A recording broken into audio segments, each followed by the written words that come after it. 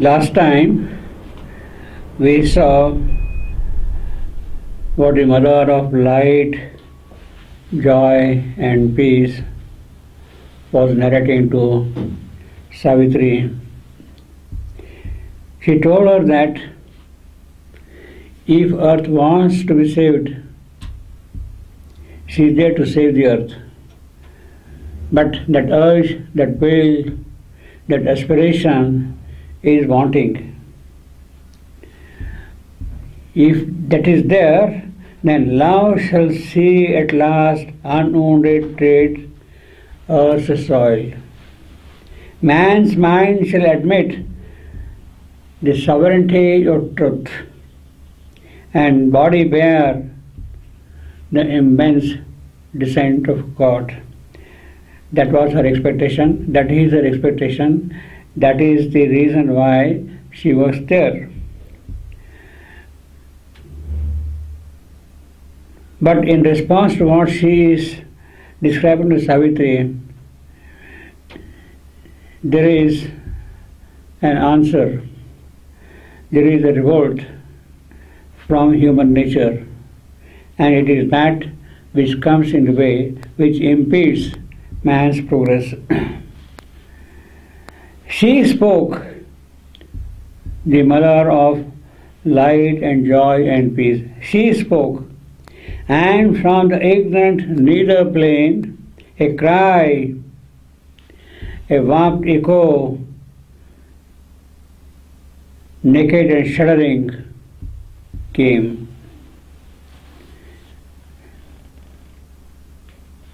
A voice of the sense-shackled human mind carried its proud complaint of godlike power, hushed by the limits of a mortal's thoughts, bound in the chains of earthly ignorance. That is the nature of human mind. It is bound in the chains of earthly ignorance. It has no idea, no perception of things beyond it, of intuition, of revelation, of knowledge. A voice of the sense-shackled human mind. Our mind is mostly governed by the vital forces, by the instincts of life. And in order to satisfy the instincts of life, it is mind which is utilized to provide the reasons, the rationale. And all our actions are therefore a mixture of the life instincts and the limitations of mind, which is also obliging all the while the life force. A voice of the sense-shackled human mind carried its proud complaint of godlike power, hushed by the limits of a mortal's thoughts, bound in the chains of earthly ignorance, imprisoned in his body and his brain. The mortal cannot see God's mighty whole, or share in his vast and deep identity, who stands unguessed within our ignorant hearts and knows all things because he is one with all. We are not one with all, but there is somebody in us who knows everything, who is one with all, who has an identity with every creature kind, with every object of the creation. We lack that. We don't see the mighty whole of God, and therefore whatever we do from the standpoint of our logic, of our thought, our reasoning, imprisoned by senses. Man only sees the cosmic surfaces, only the superficial things he sees. He considers that he has knowledge, but hardly he knows anything. Then wondering what may lie hid from the sense, a little way he delves to depths below. Sometimes he gets an idea that perhaps what he knows is not sufficient and he tries to go a little deeper. A little way he delves to depths below, but soon he stops. He cannot reach life's core or commune with the throbbing heart of things. Neither his mental capacity nor his emotional being is in a position to understand the deeper things of existence. He sees the naked body of the truth, though often baffled by her endless garbs, but cannot look upon her soul within. So what we see is only the outward form of truth, of trees, of flowers, of trees, animals, of this creation, of this earth, of the planets, of the solar system, of the cosmos. We see only the outer form of truth, but not what is there behind them all. The soul of those things, we have no idea of it at all. Then, furious for a knowledge absolute, he tears all details out and stabs and digs. He becomes impatient. He wants to know things and he takes a violent step to try to understand what all these things are. He tears all details out and stabs and digs. Only the shape contents he holds for use. The spirit escapes or dies beneath his knife. We understand things by dissecting, by cutting, by ripping out the parts. Our faculty is the faculty of analysis, of separating each and every little detail, but we cannot understand all these things put together. That capacity is not there with us. The spirit escapes or dies beneath his knife. He sees as a blank stretch a giant waste, the crowding riches of infinity. What is this thing for? He has no understanding of that. Instead, he thinks that this is a waste, purposeless life. It has no content at all. The finite he has made his central field. Small little bits, that is all he wants to understand. Small pieces, small pebble, small plant, small flower, if at all, to some extent. But the totality of creation, of life, of that, he cannot even imagine. The finite he has made his central field. His plan dissects, masters his processes. We understand things, work out the chemistry of all the operations, how one thing will lead to other thing. The process he tries to understand, but not the force which was behind them. That which moves all is hidden from his gaze. His poring eyes miss the unseen behind. He has a blind man's subtle, unerring touch, or the slow traveler's sight of distant scene. The soul's revealing contacts are not his. Well, he does get something in the whole process, but it is the way in which a blind man would walk on the road. He does not know what the road is, what things are there around. Of that he has no knowledge at all. He had a blind man's subtle unerring touch. He knows definitely how to go, but he has no knowledge of things. The soul's revealing contacts are not his. Yet he is visited by intuitive light, and inspiration comes from the unknown. If he is open at times, then he does receive something from above. but only reason and sense he feels assured. Ultimately, whatever he receives from above, he will make them subject to reason. He will try to rationalize it. If it passes the test of his mind, then only he will accept.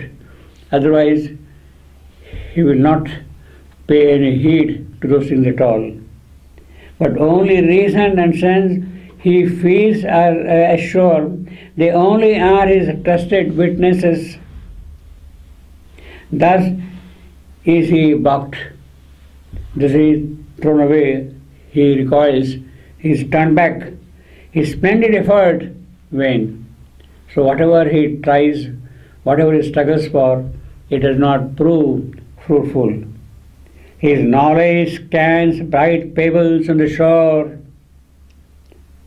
of the huge ocean of his ignorance. He will stand on the shoulders of other giants and try to have a wider look of things, a wider look at things, the vaster expanses of the ocean, see small little pebbles, but all knowledge he gets from the whole operation is only collecting small little pebbles of knowledge. The true knowledge he does not have. This is exactly what Newton said. My knowledge are only small pebbles on the oceans of life, of truth. This is he balked. His splendid effort when his knowledge scans bright pebbles on the shore of the huge ocean of his ignorance. Yet grandiose were the accents of that cry, a cosmic pathos trembled in his tone. I am the mind of God's great ignorant world. I know everything. This is what he is boasting. I am the mind of God's great ignorant world, ascending to knowledge by the steps he made. I am the all-discovering thought of man. This is what he is boasting. He is claiming about his knowledge. I am a God fettered by matter and sense, an animal prisoned in a fence of thorns, a beast of labor asking for his food, a smith tied to his anvil and his forge. So I am a craftsman, I am a worker, laboring to get knowledge, a beast of labor asking for his food, a smith tied to his anvil and his forge. Yet have I loosened the cord, enlarged my room, the scope of my knowledge is expanded. I have now more command over the forces of nature. I have mapped the heavens and analyzed the stars, described the orbits through the grooves of space, measured the miles that separate the sun, computed the longevity in time, the life of the sun, the death of the sun. I know how the whole process works. I am the astronomer. I have the knowledge of the objects in space. I have mapped the heavens and analyzed the stars. Then I am also a geologist.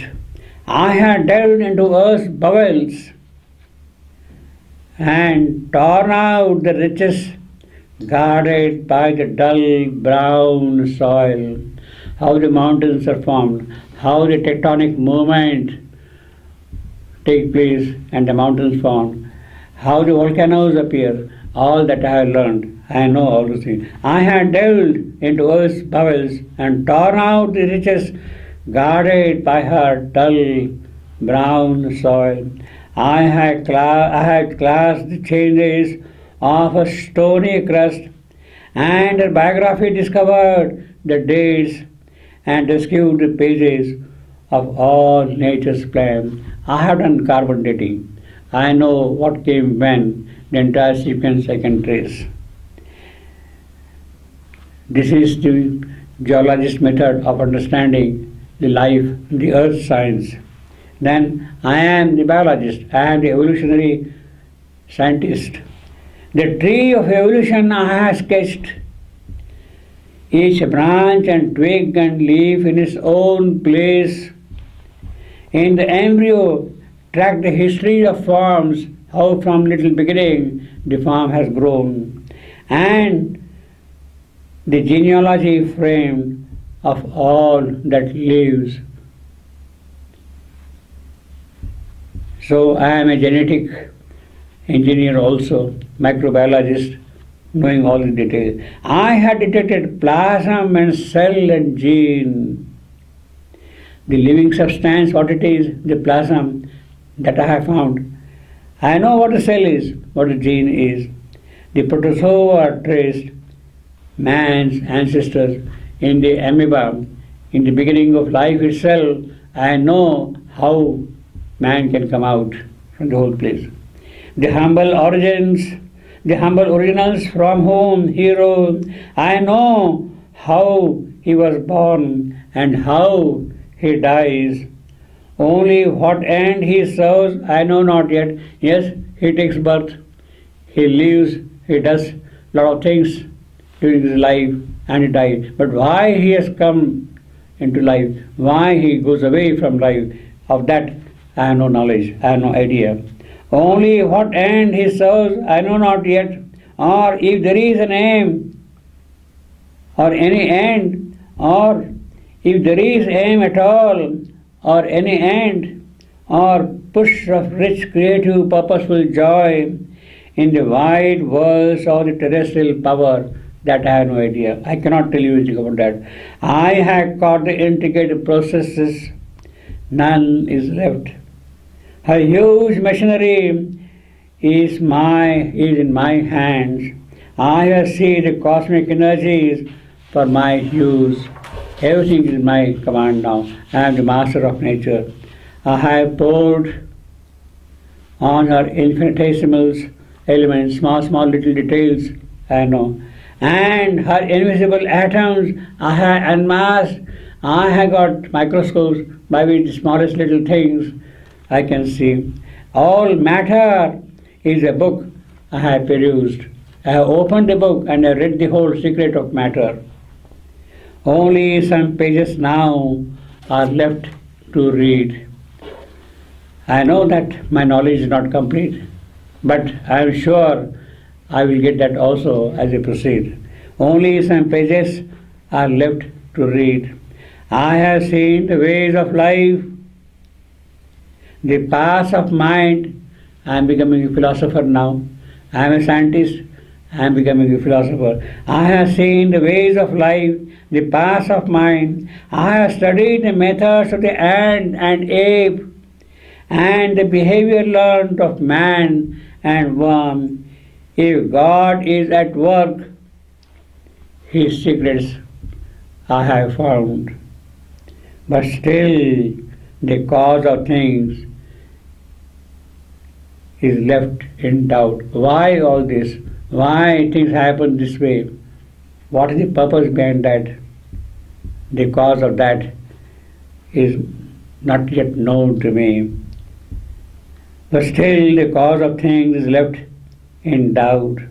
Their truth flees from pursuit into a void. It remains a blank for me. When all has been explained, nothing is known.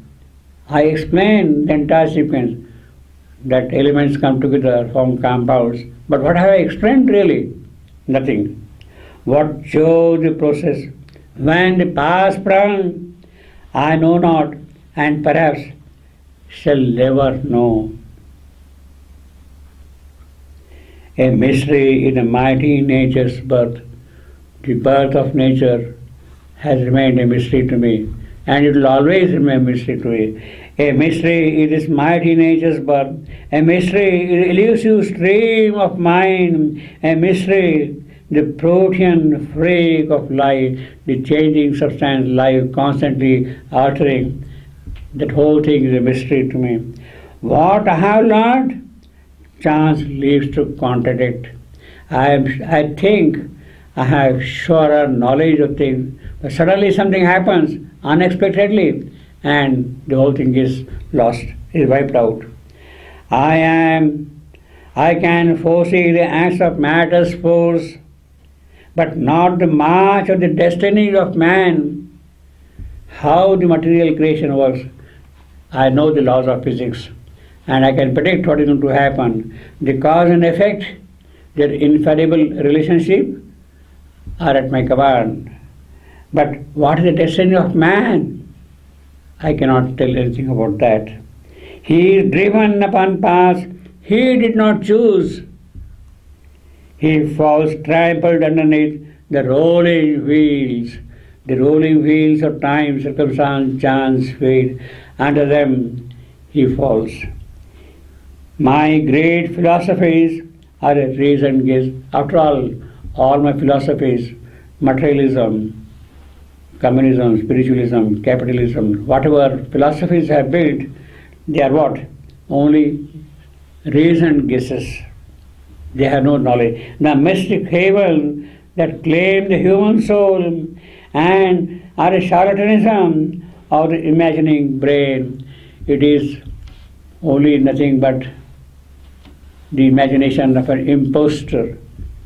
I am proving myself only someone who claims to know things, but factually I have no knowledge of things at all. Are a charlatanism of the imagining brain, or is a speculation or a dream. In the end, the word itself becomes a doubt. I am left nowhere. The infinitesimal suggest mocks mass and shape. A laugh peals from the infinite's finite mask. Perhaps the word is an error of our sight. Ultimately, I kind of give up and start thinking that perhaps the whole thing is an error, is a mistake. My knowledge cannot tell me anything. A trick repeated in each flash of sense. An unreal mind hallucinates the soul with a stress vision of false reality, or a dance of Maya where the void unborn. So it is an illusion, it is Maya. That is all I can see from here. Even if a greater consciousness I could reach, I have become a philosopher, I have become a scientist. But even if I am to go beyond this and reach a greater consciousness, what profit is it then for thought to win? A real which is forever ineffable, if it cannot be described, if it cannot be made real here, what is the use of that? Or hand to its lair, the bodiless self, or make the unknowable the target to the soul. Nay, let me work within my mortal bounds. I am happy in my little mortality. Let me work, let me do whatever I can do in this small field. Not live beyond life, nor think beyond the mind. Our smallness saves us from the infinite. In a frozen grandeur lone and desolate, call me not to die the great eternal death, left naked of my own humanity, in the chill vast of the spirit's boundlessness. Each creature by its nature's limits lives, and how can one evade his native fate? Human I am, human, let me remain. Yes, I am man, let me remain what I am. I am small, let me be small. In that only perhaps lies my happiness. Human I am, human, let me remain. Poetically, it is a beautiful line, human I am. Trochee Pirik, I am human, let me remain. Till in inconscient I fall down and sleep, till I disappear, let me remain human only. A high insanity, a chimera is this. It is a monstrous thing to think that I can be greater than what I am. It is an insanity, an act of foolishness. To think that God lives hidden in the clay, how can God live in this matter, in this small little thing? It is insanity. It is a chimera. It is a monstrous idea. And eternal truth can dwell in time. Truth is beyond time. How can it come and live in time? And call to her to save herself and world. You want truth to come here in order to save this world, but how truth, which is eternal, can live in time? Truth, which is boundless, how can it remain in small little bounds? How can man grow immortal and divine? That is a chimera, to think of man becoming divine, transmuting the very stuff of which he is made. This wild imagination, to think that man can become divine, can become immortal. This wizard gods may dream, fanciful gods, they might dream such a possibility, but not thinking man. A reasoning animal, reasoning man cannot think of man becoming divine, man becoming immortal. And Savitri heard the voice, devout answer heard. Savitri is listening to both the narratives of the Madonna of light and joy and peace, and the arrogant reply of the rational man, the mental being. Madonna of light, mother of joy and peace, thou art a portion of myself put forth to raise the spirit to its forgotten height. Yes, you are here. I have put you here so that man may rise to greater heights, the heights which he has forgotten, and weigh the soul by touches of the heavens. Because thou art, the soul draws near to God. Because thou art, love grows in spite of hate, and knowledge walks unslain in the pit of night. It is because of you that even the darkness can enter light. But not by showering heaven's golden rain. You may give all kinds of gifts to man, but not by showering heaven's golden rain upon the intellect's hard and rocky soil can the tree of paradise flower on earthly ground, and the bird of paradise sit upon life's boughs, and the winds of paradise visit mortal air. It is impossible. By showering the golden gifts to man, who is only a reasoning creature, this great things cannot be accomplished. The trees of paradise cannot flower here. The bird of paradise cannot come and sit here on the branch. The winds of paradise cannot blow here. Even if thou rain down intuition's rays, constantly you might pour intuition, the mind of man will think it earth's own gleam. He will think that it does not come from here, it has come from below only. His spirit by spiritual ego sink, he will become proud of his possession, and because of that weight he will sink down. His spirit by spiritual ego sink, or his soul dream shut in sainthood, brilliant cell, he might become a holy man, and that itself would become a case for him. Where only a bright shadow of God can come, All that can happen is only a bright shadow of God coming and entering into his creation. He will become a holy man, but he is caught in a golden cage, where only a bright shadow of God can come. His hunger for the eternal thou must nurse, not for holiness, not for sainthood, not for becoming a scientist or a philosopher or a mystic, that you have to work for man here. His hunger for the eternal thou must nurse, and fill his yearning heart with heaven's fire, and bring God down into his body and life.